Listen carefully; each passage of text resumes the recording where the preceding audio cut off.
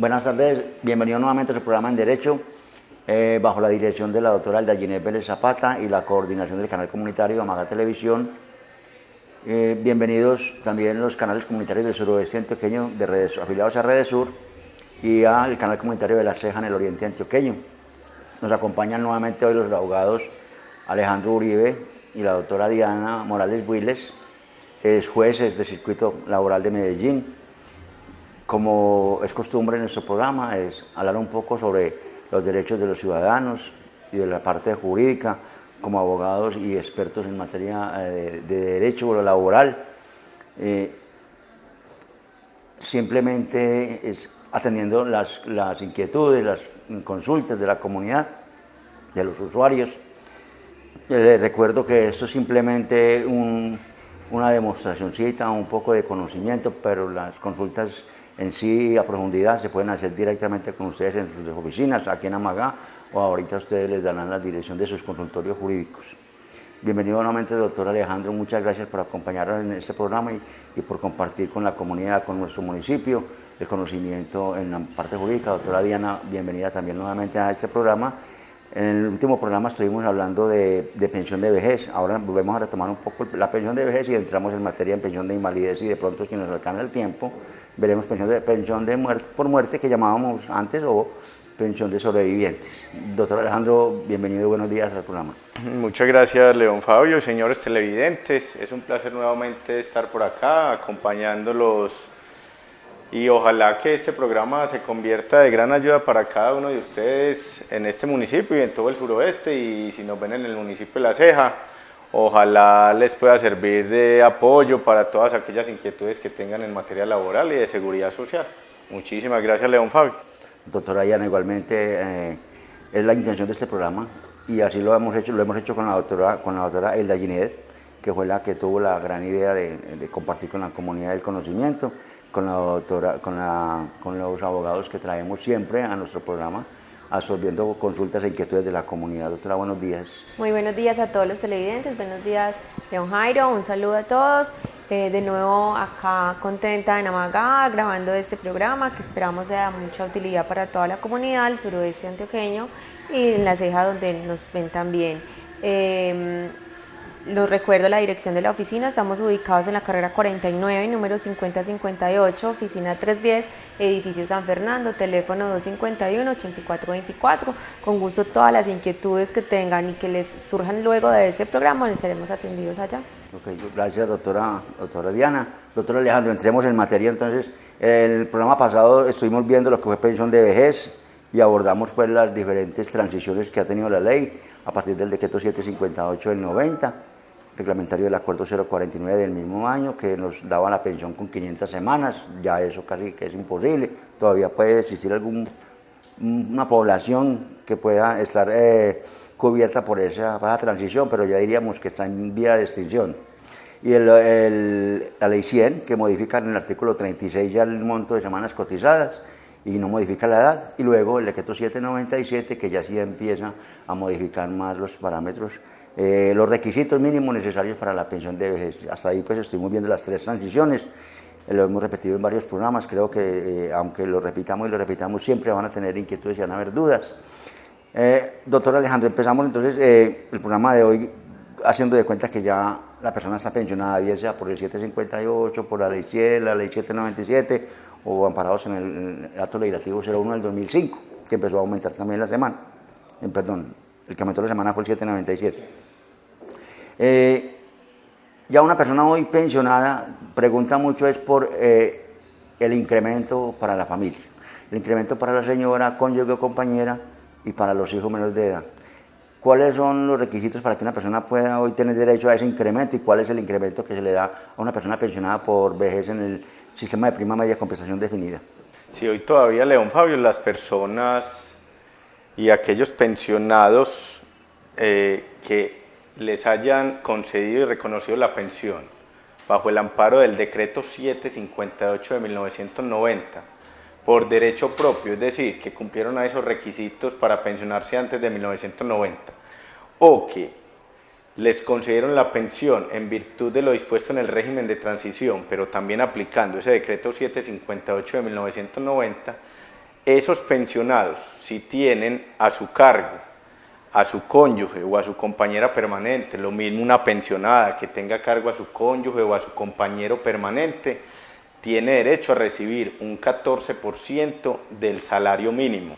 Es muy bueno aclarar esto, puede ser que la persona venga pensionada, entonces por decreto 758 o en virtud del régimen de transición que se le haya aplicado aquella normatividad, a pesar de que su pensión sea del monto de 1.000.000 de pesos, ese 14% lo vamos a obtener es del salario mínimo como tal, ¿cierto? Entonces, del 14% si tiene a cargo a su cónyuge y a su compañero permanente, pero además si tiene unos hijos que dependan económicamente de aquel, ¿sí? Hasta los 18 años o aquellas personas que tengan hijos inválidos también van a tener derecho a recibir este incremento pensional, que ya no va a ser del 14% del salario mínimo, sino del 7%. ¿Y qué nos dice la norma? Tienen derecho a ese incremento pensional siempre y cuando no supere el 41%, ¿cierto? Entonces ahí podemos sumar, que si tiene una compañera permanente es el 14% para ella y tiene 3 hijos, ahí hay otro 21% más, entonces no nos supera ese 41%. Que la suma de todos los beneficiarios con derecho y los porcentajes asignados a cada uno no supera el 41%. Sí. Doctora Diana, y generalmente, digo yo generalmente porque no creo que haya visto el primero que lo concedan por la vía gubernativa, generalmente hay que acudir a los estrados judiciales, a la demanda laboral, a la demanda ordinaria.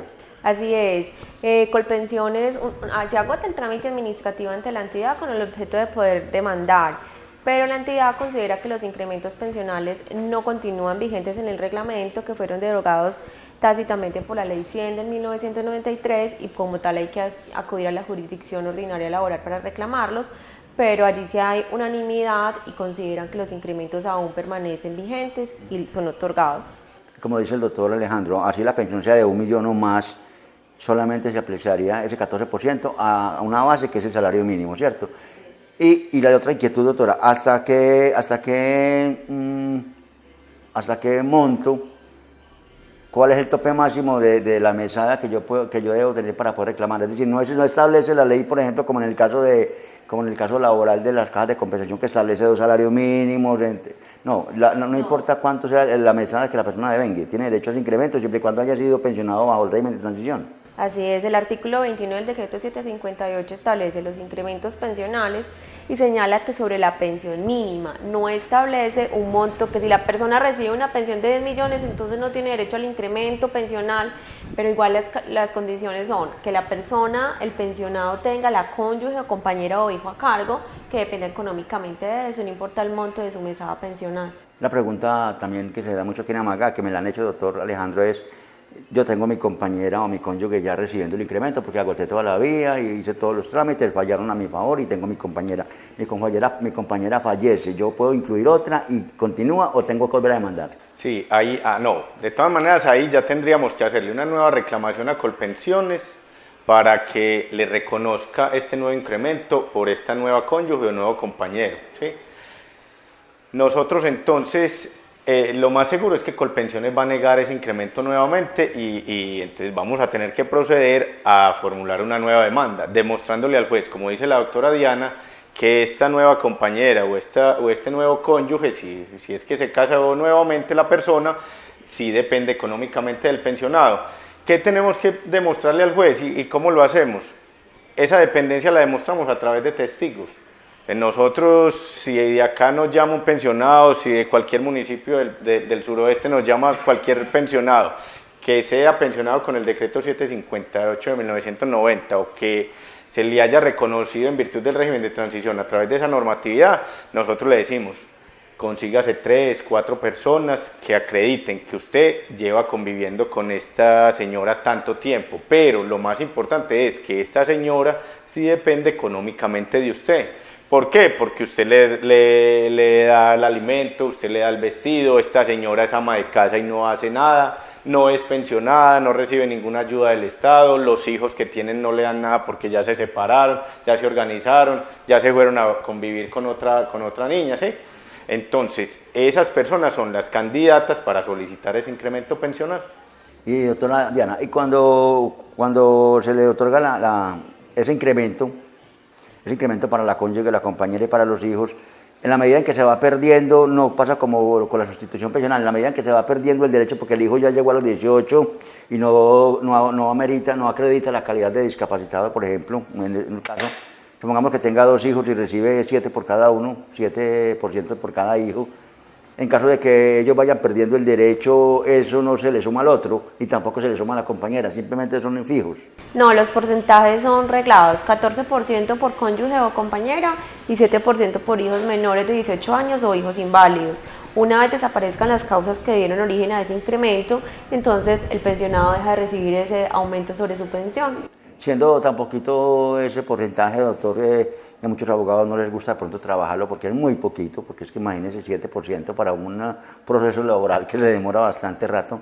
Ese porcentaje se logra conseguir con retroactividad a la fecha de la causación de la pensión.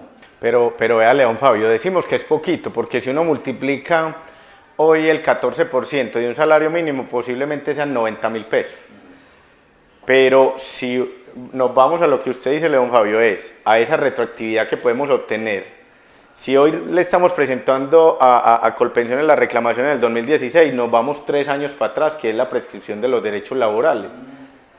Y entonces, hoy nos están dando retroactivos por unos incrementos pensionales de 3-4 millones de pesos. Entonces uno dice, posiblemente el incremento sea poquito. Y también le decimos a la persona, no pierdan ese derecho, es que es un derecho que les concede la ley. Así sean 90.000 pesitos, eso sirve, y además el retroactivo sirve. Y a nosotros también nos sirve como abogados. Nosotros en ningún momento le hemos dicho a una persona, porque usted va a recibir 1 millón de pesos o 1,5 millones, nosotros no le vamos a llevar el caso, no. Nosotros le colaboramos con eso. Y en la medida, doctora Diana, que esas pensiones, que en el programa pasado debemos hacerlo nuevamente, yo creo que el doctor Alejandro tocó el tema importante y es la prescripción de los derechos laborales. Cuando hablábamos del Código Laboral colombiano, no específicamente en el tema de pensiones, sino en materia de Código Laboral colombiano, y hablábamos de contratos de trabajo, todo tenemos que volver a repetir porque ahí acaba el doctor Alejandro de dar un dato importante. Entonces son solamente 3 años que se pueden pelear en incrementos, así la persona venga pensionada hace 10 años. No es que solo se pueda pelear 3 años, ¿cierto? Uno igual solicita por todo el tiempo a partir de la fecha en que la persona le fue reconocida su pensión de vejez. Sin embargo, las entidades demandadas como derecho de defensa proponen casi todo el tiempo la excepción de prescripción. Entonces al juez ahí es cuando le corresponde, en el evento que se acredite, declarar esa excepción, y por eso es que le dan 3 años hacia atrás. Pero uno obviamente lo va a pedir por todo el tiempo desde que la persona causó su pensión de vejez. Eso solamente aplica, doctor, para el caso de pensión de vejez, no aplica para el caso de pensión por muerte o sustitución por muerte o pensión de invalidez. La norma, ese decreto 758 sí hace mención de que si la persona sea pensionada por vejez o por invalidez. De origen común. De origen común. De origen común. Sí, de origen profesional. A nosotros en los juzgados nos llegaban y varios abogados intentaron iniciar esas demandas si la pensión de invalidez era de origen laboral y que también tenían derecho, y finalmente la conclusión a la que se llegaba era que no. Entonces, si la pensión de invalidez es de origen común y siempre y cuando allí también que sea reconocida a través del régimen de transición y que se le aplique el decreto 758. Entonces, lo primero que hay que hacer cuando nos llega una persona diciendo yo tengo derecho a los incrementos pensionales por mi cónyuge o mi compañero o mi hijo, es mirar la resolución a través de la cual se le reconoció la pensión. Y ojo, no porque en la resolución no diga, no es que no tenga derecho, porque lo que también hemos pedido y estamos solicitando es que una persona le hayan reconocido la pensión con ley 100, con 797. Porque Colpensiones le dio, como digamos, la gana de reconocerle la pensión con esa normatividad. Pero si nosotros hacemos el estudio, nos damos cuenta de que esta persona posiblemente era beneficiaria del régimen de transición y que también le podíamos aplicar el decreto 758. Y entonces, lo que vamos a pedir en la demanda es que se reliquide la pensión si el monto puede ser superior y que además, como ya le van a reconocer la pensión es con el decreto 758, le den los incrementos a que haya lugar. Incluso cuando yo trabajaba en el Seguro Social conocí muchas resoluciones, pues me tocaba notificarlas incluso.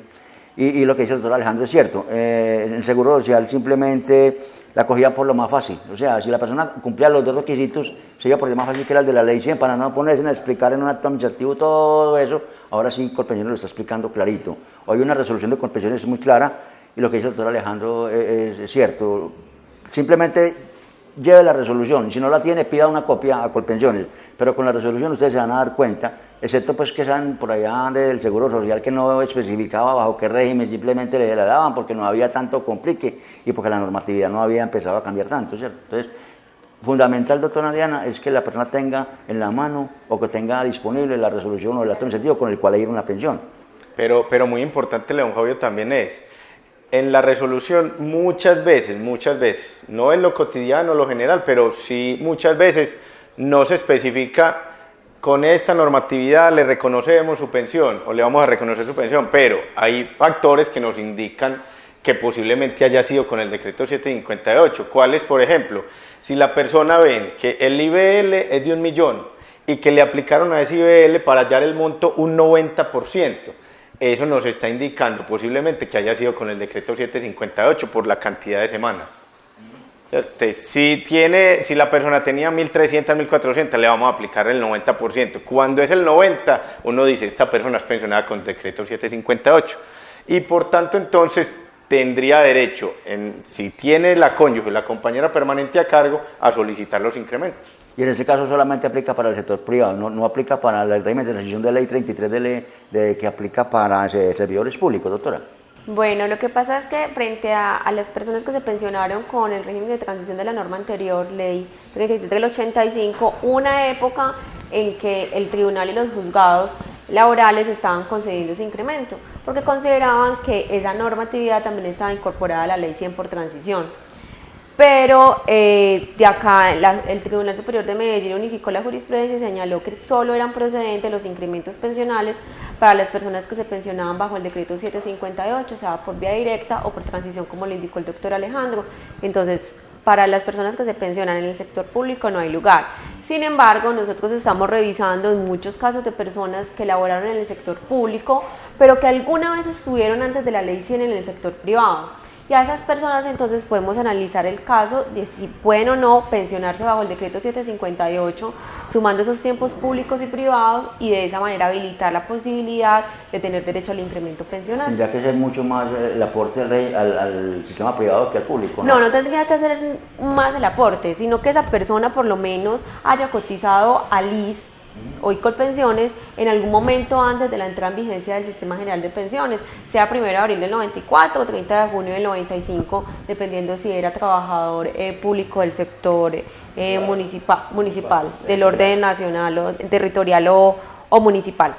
Entonces vamos a poder cambiar la pensión bajo de la modalidad de ley 33 por el decreto 758, y allá podría haber posibilidad de reclamar el incremento. Antes de ir a un corte de mensajes institucionales, doctor, también aplica para los que se pensionan bajo la ley, bajo el decreto 2090, que es pensión de vejez especial por alto riesgo. Esos incrementos, León Fabio, tendríamos que mirar, porque hay unos jueces que lo reconocen, ¿cierto? Otros jueces que dicen que no, porque no es con el decreto 758 de 1990. De todas maneras, ¿a qué los invitamos? Es, como para culminar este tema de los incrementos pensionales, a que cojan su resolución, nos llamen y nos digan, revísenme esta resolución, este acto de reconocimiento, para nosotros mirar si tiene una compañera, un cónyuge, un hijo, nosotros decirle si tiene derecho o no tiene derecho. Para que no pierda el tiempo, sí, para poder entablar, ¿cierto?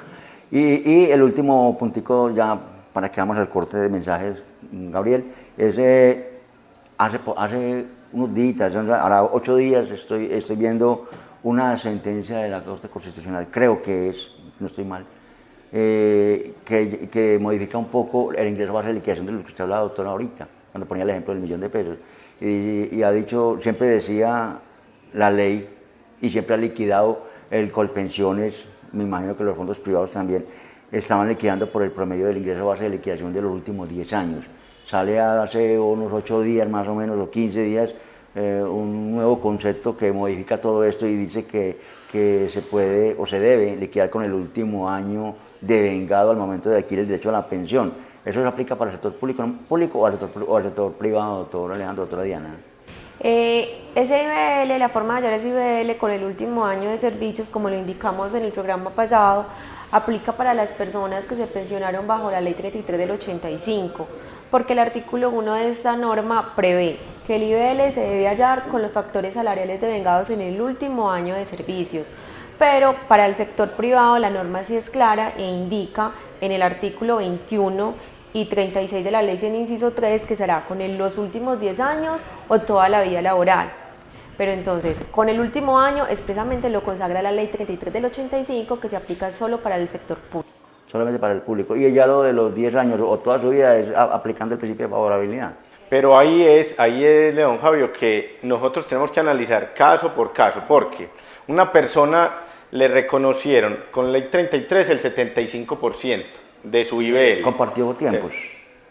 Pero entonces uno tiene que analizar, si es servidor público, entonces le aplicamos ley 33 por régimen de transición y tendríamos que analizar, obviamente, a estas personas con el monto del último año, con el ingreso base de liquidación obtenido, con los salarios percibidos en el último año, posiblemente la pensión sea alta. Pero también tenemos que analizar si esta persona, servidor público, tuvo por allá antes de 1994, así sea un mes, 4 semanitas de cotización o una semana en el Seguro Social, porque estuvo por allá con un empleador del sector privado, podríamos también pensar, esta persona tiene derecho a que se le aplique el decreto 758 en virtud del régimen de transición y ahí analizar si le conviene más el 75% del último año o si le conviene más el 90% por tener una cantidad de semanas de los últimos 10 años. Tendríamos que entonces analizar caso por caso a ver qué le conviene más y eso es precisamente lo que nosotros hacemos. Muchas gracias, doctor. Vamos a mi corte de mensajes institucionales y regresamos entonces, doctor Diana, doctor Alejandro, con el tema de la pensión de invalidez.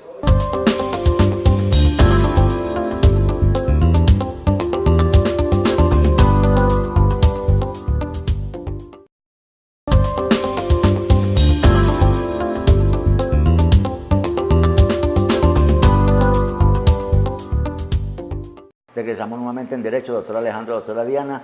Recordemos nuevamente los teléfonos donde lo podemos localizar. Ya habíamos dicho que el doctor Alejandro pues, es muy conocido en nuestro municipio, pues como quiera que es de nuestro pueblo, de una comunidad, de una familia muy conocida, Tangarife. Ya habíamos dicho en el programa pasado que cualquier información, cualquier sugerencia, cualquier inquietud lo pueden localizar, bien sea en Agropecuaria La Bonita o en Carnicería La Bonita con John Jairo Tangarife, con don Conrado Tangarife, con el concejal Fernando Tangarife, con cualquiera de la familia Tangarife lo pueden localizar o pueden tener información. Incluso ya muchas personas han venido acá a esperar antes de la grabación para hacer sus inquietudes, sus preguntas. En el canal comunitario también tenemos las tarjeticas y la información necesaria para que los localicen, doctora. Bien pueda, doctora, nos dar la dirección de su programa, de su oficina. ¿Ustedes trabajan juntos?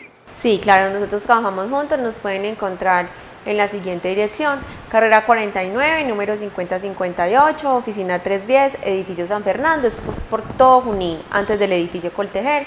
Los números de contacto son 251-8424 y 313-758-8690.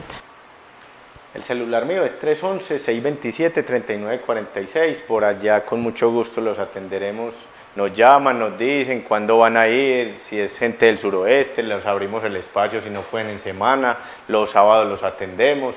Vamos a ir de este municipio, ojalá, nosotros allá estamos prestos a colaborarles en todo lo que requieran. Y no solamente en pensiones, también en temas laborales. Ah, sí, todo eso. Todo lo que tenga que ver con la creencia laboral. Es que yo estoy trabajando, lo que hablábamos en un programa que ¿Cómo que repetir? A pesar, pues, que pesar, se nos dañó la grabación. El caso fue que hablamos de qué es un contrato de trabajo, cuáles son los derechos que tienen las personas, las cesantías, las primas, las vacaciones. Entonces, que un empleador no me quiere reconocer esto. ¿Y por qué no?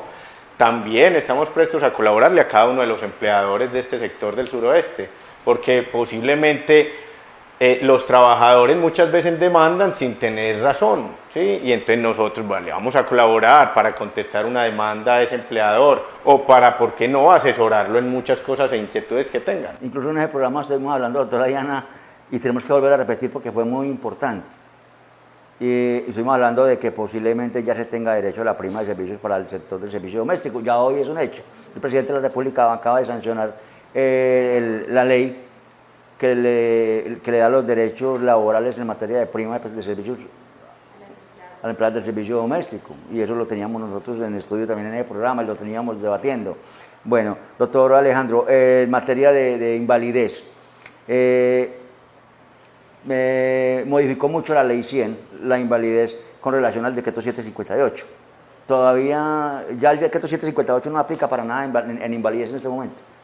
Se le aplica siempre y cuando entonces consideremos que la persona es beneficiaria del régimen de transición, y ahí tenemos que volver a tocar el tema que analizamos en el programa pasado y hace unos segundos en el tema de la pensión de vejez, que la persona sea beneficiaria del régimen de transición por edad, porque tenía 35, 40 años de edad, si es mujer o si es hombre respectivamente, al 1 de abril del 94, o si tenía 15 años de servicio para el 1 de abril del 94.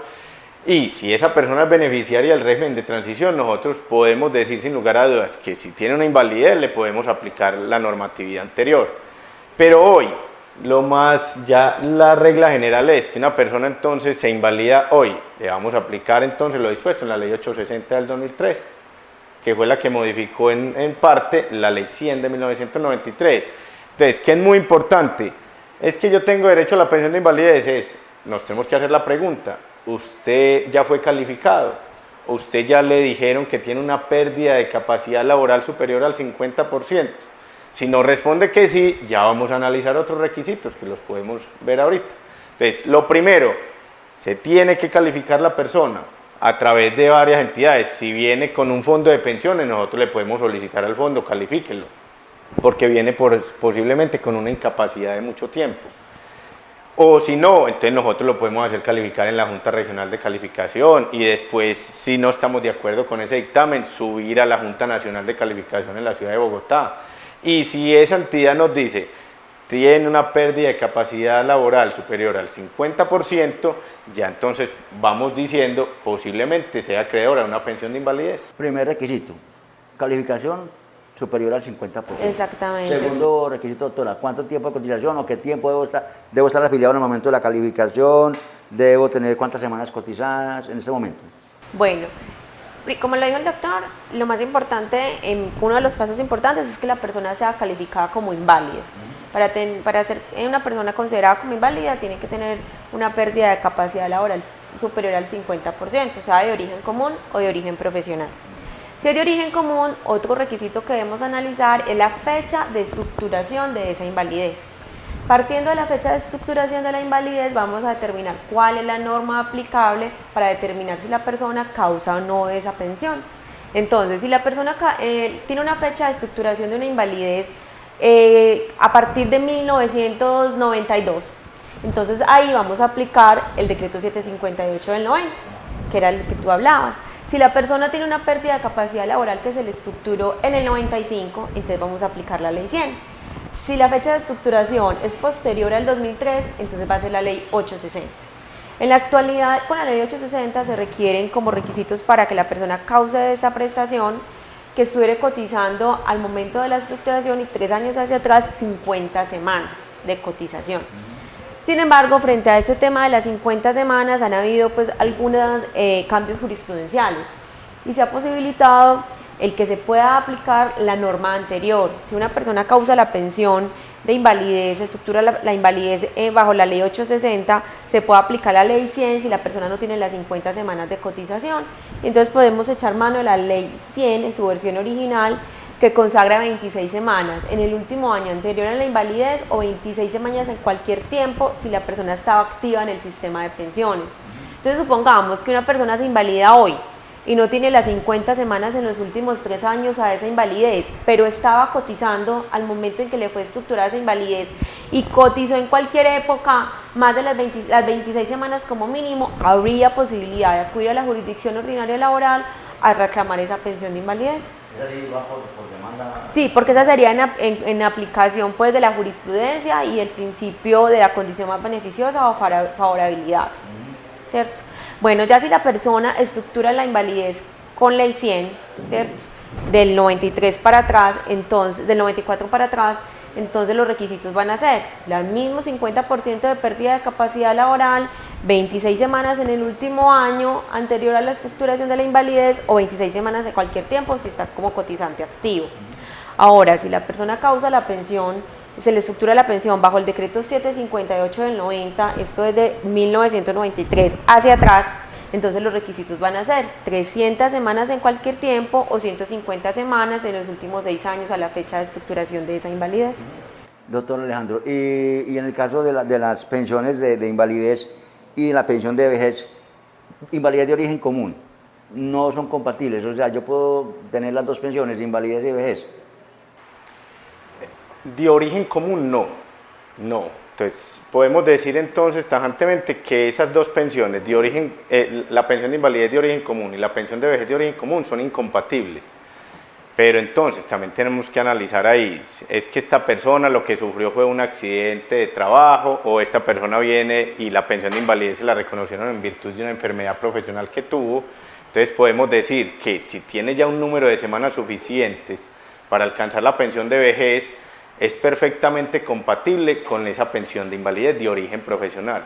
Yo quiero hacer claridad en algo y es, antes de como pasar, no es que en la respuesta anterior que yo dije que podamos aplicar y hablar como tal en pensiones de invalidez de un régimen de transición, porque lo que podemos echar mano es de lo que explicaba la doctora Diana, es unos principios que nos consagra desde la misma Constitución. Por ejemplo, la condición más beneficiosa, lo que ya explicaba la doctora Diana, principios como el de favorabilidad, principios de condición más beneficiosa, que nos permiten entonces en un momento dado aplicar una normatividad anterior.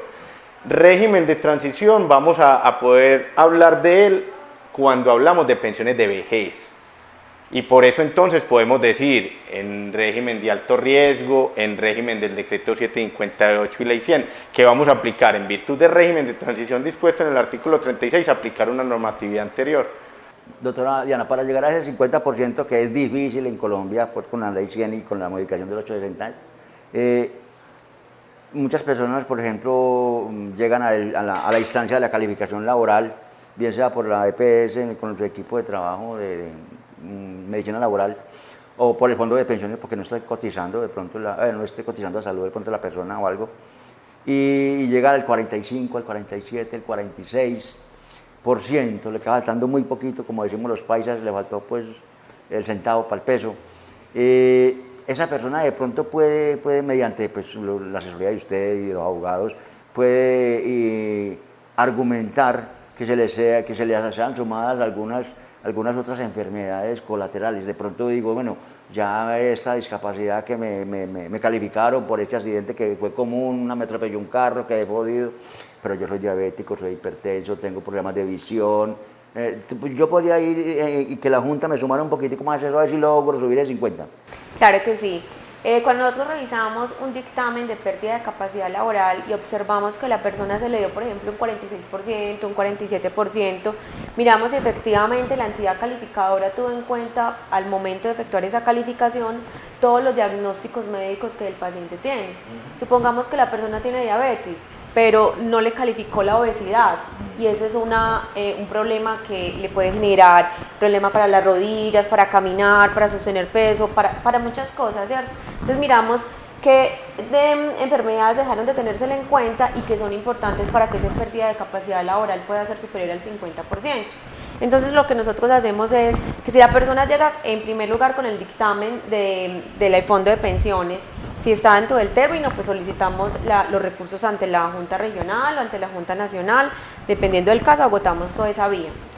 Ya si la Junta Nacional definitivamente indica que la persona no tiene más del 50%, pero tiene un porcentaje que puede ser subido en algún momento, podemos acudir mediante una demanda laboral para controvertir esos dictámenes y poder, mediante un tercero, un perito idóneo, que sea la Junta, la Universidad de Antioquia, la Facultad de Salud Pública, el CES, o el perito que designe el juzgado, que esta persona realice una calificación imparcial y que se tengan en cuenta todas las patologías que el paciente presenta. Inclusive, doctor Alejandro... Y se han llegado a lograr más del sí, 50%. Inclusive, doctor, sí, porque es que no le toca ver pensiones negadas por 2 o 3 puntos, y eso sí es muy justo. Y no le tienen en cuenta todos los diagnósticos, y uno muchas veces ve ahí, o que la persona también tiene una pérdida de capacidad laboral de origen profesional del 27% porque tuvo un accidente hace unos X años, ¿cierto? Pero resulta que esta persona también tiene un problema del corazón que es de origen común, o cualquier patología de origen común que le da un 29%.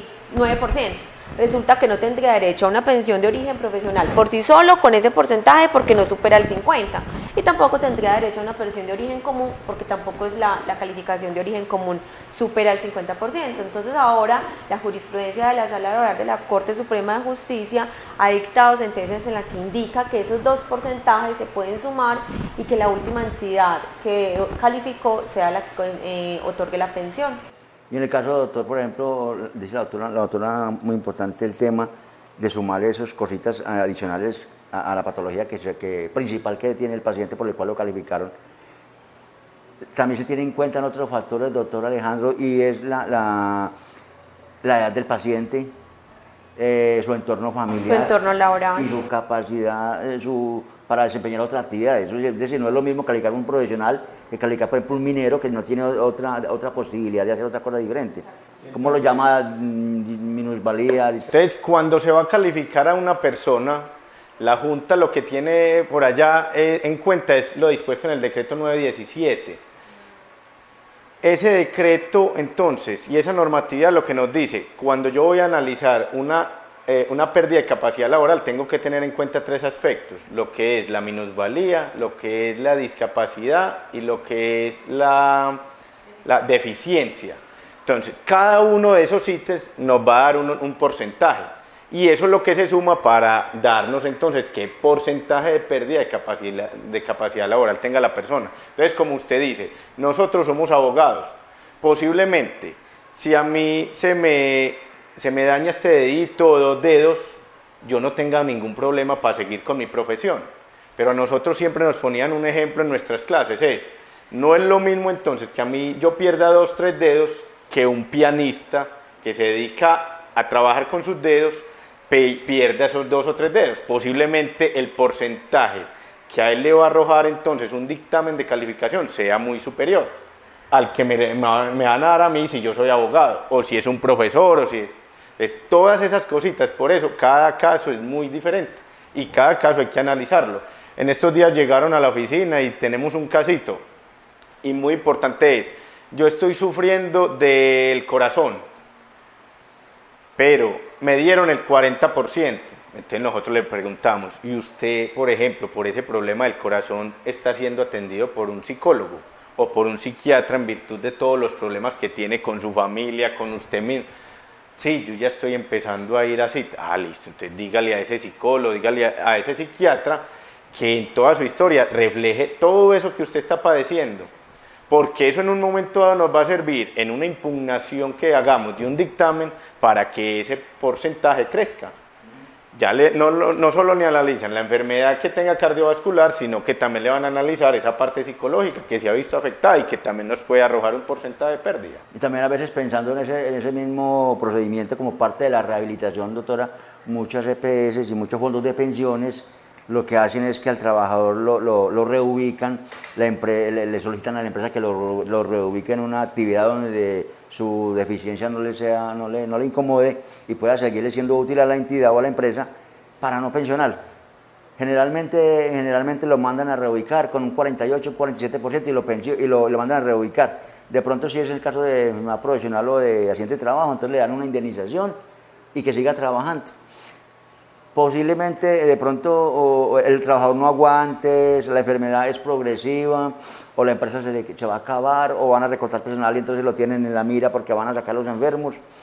Yo puedo volver a que me califiquen porque ya no hay forma de que me reubiquen, o ya esa calificación y esa indemnización que yo recibí ya quedó. No, se puede perfectamente modificar.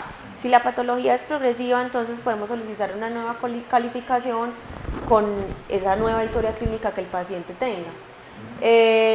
Igual, cada 3 años las entidades están obligadas a hacer las calificaciones de pérdida de capacidad laboral, pero si yo no estoy conforme con mi dictamen y en sede administrativa, esto es ante el Fondo de Pensiones o ante la EPS, ya no me van a o a la ARL no me van a calificar porque no han transcurrido esos 3 años y la enfermedad no ha evolucionado.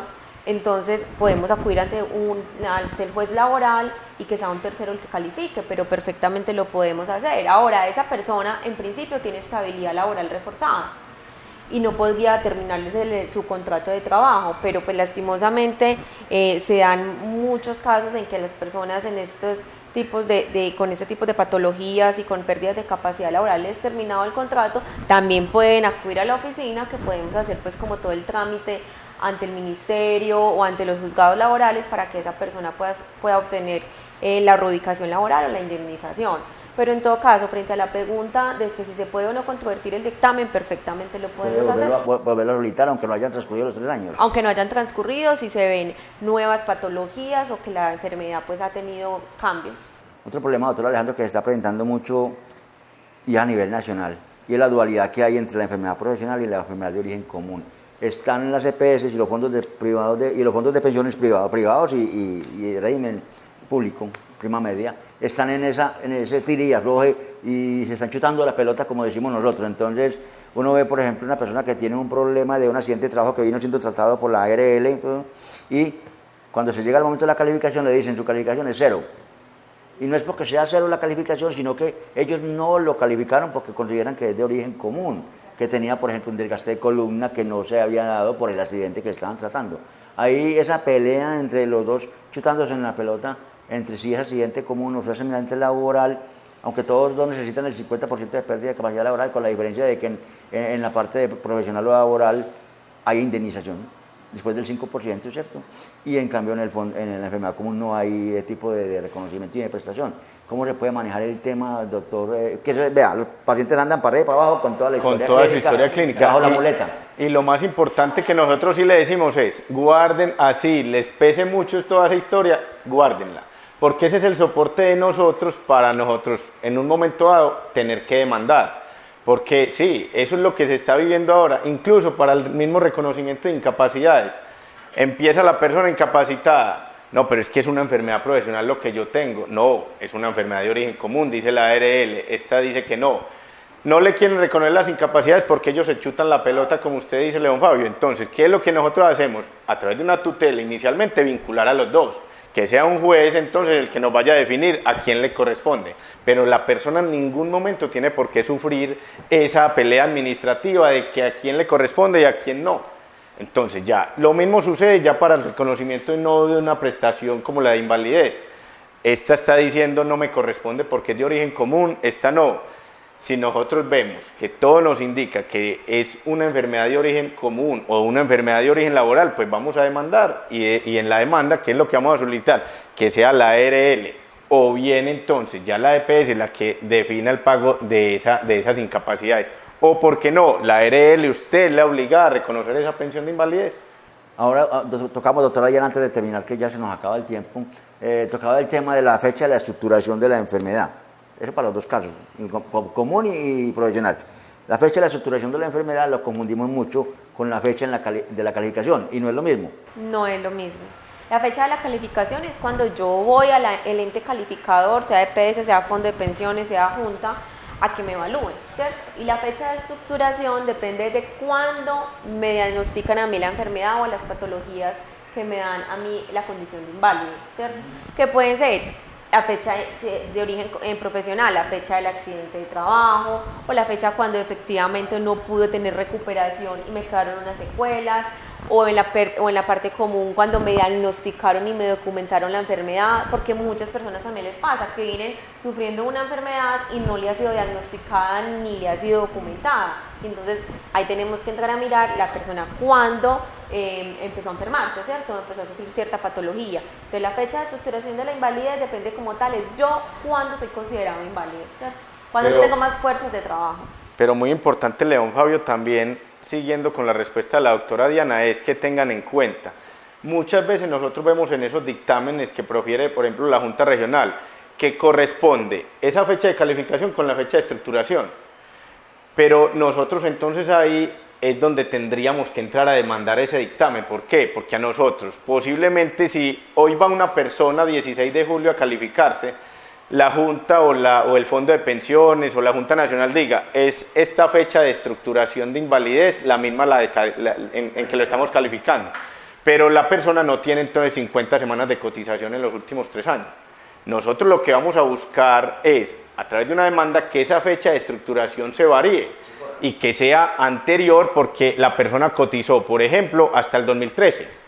Entonces, de ahí, si nosotros le dan la calificación en el 2014, la fecha de estructuración de la invalidez en el 2014, podemos contar en los 3 últimos años que le dé esas 50 semanas, que no los tendría ahora en el 2016. No, y generalmente tendría que ser así, doctor, porque es que para llegar a la calificación se agotó los procedimientos médicos, quirúrgicos, incapacidades y él estaba trabajando, porque puede resultar el caso de que la persona no estaba trabajando cuando sí, la es que es muy desproporcionado. Claro. Por lo general, a veces cuando no encuentran como historia clínica Anteriores. entonces simplemente le ponen esa fecha. Ah, usted nunca consultó por eso. Exactamente, usted nunca consultó por eso, sí es inválido, pero entonces lo que vamos a mirar, venga, mandemos peticiones a los hospitales donde fuiste tratado o los centros médicos donde te atendían para empezar a documentarnos y poder modificar esa fecha de estructuración, porque es posible. Fundamental esa fecha de estructuración, porque Sí. Ahí es donde empiezan los Pero derechos. Tenemos que tener mucho cuidado porque la gente dice, no, es que yo estoy inválido, yo ya tengo derecho a pensión y vamos a revisar y la fecha de estructuración no le sirve.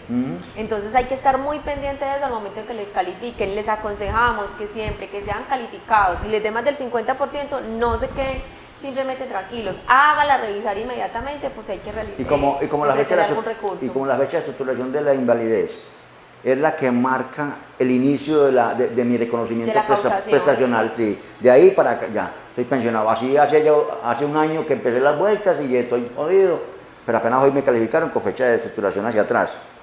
Si la persona siguió recibiendo la incapacidad por parte de la EPS o el patrón se la estaba pagando, hay retroactivo. De todas maneras, ¿qué dice la norma? Por allá del decreto 758, que el reconocimiento de la prestación se va a dar desde el último día, desde el día siguiente al reconocimiento de la incapacidad. Pero, de todas maneras, León Fabio, nosotros a qué los invitamos es, y en virtud de que la jurisprudencia ha dicho, un juez perfectamente puede variar esa fecha de estructuración de invalidez. Entonces es a que acudan donde nosotros, porque muy probablemente han llegado señores, vea, es que yo tengo una pérdida de capacidad laboral del 60% porque no me dan la pensión. ¿Por qué? Porque precisamente no tenía esas 50 semanas de cotización en los últimos 3 años. Venga señor, analizamos su historia clínica para mirar si esa fecha de estructuración, así no sea la misma Junta Nacional, que sea un juez el que nos declare que esa fecha de estructuración era otra. Y si agotamos la última preguntita, doctora, porque ya nos están haciendo señas que debemos ya terminar.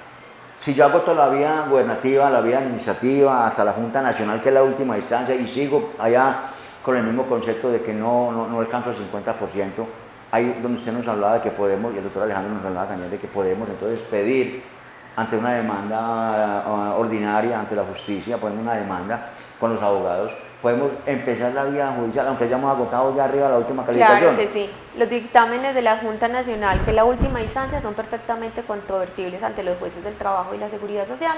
Entonces, para que un tercero ajeno a esas entidades sea quien dictamine si la persona en realidad tiene una pérdida de capacidad laboral superior al 50%, entonces lo que hacemos es que dirigimos la demanda en contra de todas esas entidades para que puedan ejercer su derecho de defensa. Esto es contra la entidad calificadora, contra todas las entidades que calificaron, sea Colpensiones o Fondo Privado, ¿cierto? O ARL, contra Junta Regional y contra Junta Nacional, y que el juez designe una persona, un tercero imparcial, para que determine si esos dictámenes que estamos controvirtiendo se compadecen o no frente a la realidad del paciente. Y hasta arriba, doctor Alejandro, hasta la última instancia, que era la Junta Nacional, los costos los venía asumiendo el operador del sistema de pensiones, ¿cierto? Sí. Y ahí ya si entramos a controvertir, claro, y a arrancar nuevamente ya con un operador, como con un tercero, que puede ser una facultad pues, de Derecho o una facultad de Medicina, debidamente aprobada por el Ministerio de Trabajo para las calificaciones, ya les tocaría asumir el costo al usuario. Dentro de ese proceso laboral, entonces, si el juez designa un perito, eso sí le va a tocar entonces asumirlo a la parte demandante, que seríamos en este momento nosotros si estamos representando al trabajador. un salario mínimo, que es lo que establece la Más o menos. pero hay otras facultades que lo hacen mucho más barato, tengo entendido, y ustedes como abogados tienen su Claro. forma de que eso sea, digamos, un poquito más favorable al usuario. Y esa calificación tiene la misma validez ante el juez para, Sí, se da el para proceso, eso es un peritazgo. Peritazgo. O sea, es un peritazgo y ya las partes que están dentro del proceso pueden objetarlo, controvertir ese peritazgo como una prueba dentro de un proceso ordinario laboral.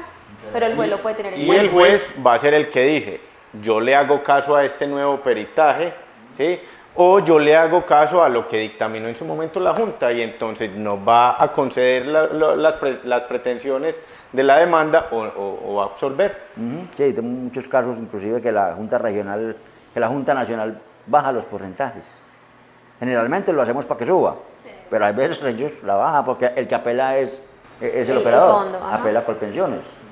Y mucha gente no cae en cuenta que dentro de esos 10 días que la ley le da para anteponer el recurso, Colpensiones apeló. Y ellos dicen, no, ya tengo la calificación. Cuando empieza, negada, porque fue derogado o fue modificado por la Junta Nacional, que es la última instancia. De todas maneras, doctor Alejandro, muchas gracias, doctora Diana, vuelvan a decir dónde los encontramos.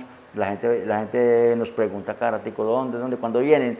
Bueno, que ustedes les recuerden dónde los localizan para cualquier consulta, cualquier tema, cualquier análisis que no tiene costo, para que ustedes le puedan, cada caso puntual, mirar a qué tiene derecho la persona. Bueno, en la ciudad de Medellín nos encuentran en la carrera 49, número 5158, oficina 310, edificio San Fernando. El número de teléfono son 251-8424 y 313-758-8690.